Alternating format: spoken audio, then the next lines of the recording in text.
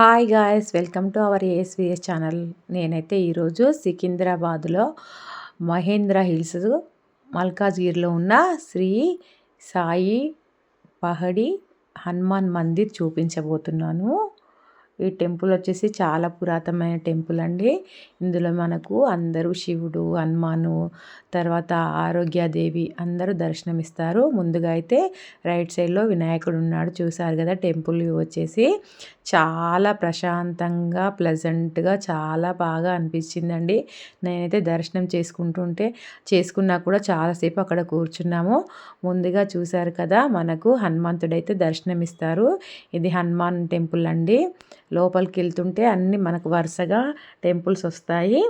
ముందుగా అయితే మేము హనుమంతుడిని దర్శించుకున్నామండి. ఇక్కడ అర్చన చేసి మనకు ప్రసాదం ఇచ్చేసి ఒకటి ఏంటిది అంటే దారం అండి, ఇది మన రక్షలాగా కడతారు. చాలా బాగా అనిపించింది. అర్చన కూడా చాలా బాగా చేశారు. తర్వాత ఇంకొంచెం ముందుకు వెళ్ళినట్టయితే మన దుర్గామాత అమ్మవారి టైపే అండి, మన శాంతిమాత అని చెప్పేసి అమ్మవారు ఉన్నారు. ఇక్కడ చూసారు కదా, ఇంకొక అమ్మవారు దుర్గామాత ఏదో కొండల్లో వెలిసినట్టుగానే ఎంత బాగుందో చూడండి. వ్యూ అయితే చాలా చక్కగా చల్లగా ప్రశాంతంగా అనిపించింది. ఈ దుర్గామాత అమ్మవారండి ఈ లోపల.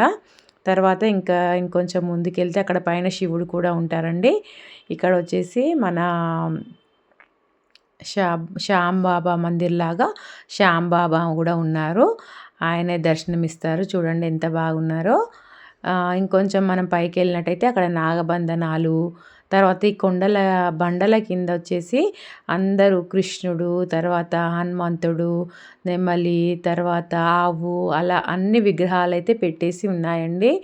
ఎంత ప్రశాంతంగా అనిపించిందంటే టెంపుల్ వ్యూ అసలు చాలా బాగా అనిపించింది.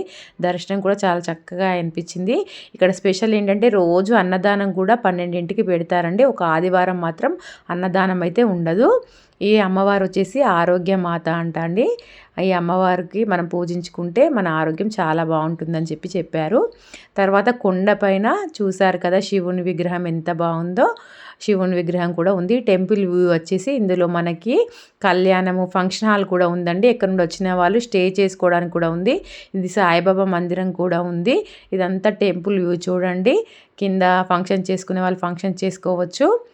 తర్వాత వినాయకుడు ఇంకొంచెం ఇటు మనం ముందుకు వచ్చినట్టయితే ఇది మన పైన పాము ఉంది, కింద మాత్రం శివలింగం ఉందండి. చాలా బాగా అనిపించింది నాకైతే దర్శనం చేసుకుంటుంటే.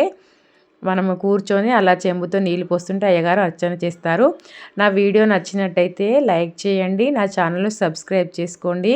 మీరు ఇచ్చే ఒక్క లైక్ వల్ల నాకు ఇలాంటి మరెన్నో వీడియోస్ చేయాలని చెప్పేసి అనిపిస్తుంది. ఎవరికైనా లొకేషన్ కావాలంటే కామెంట్ పెట్టండి. Bye friends.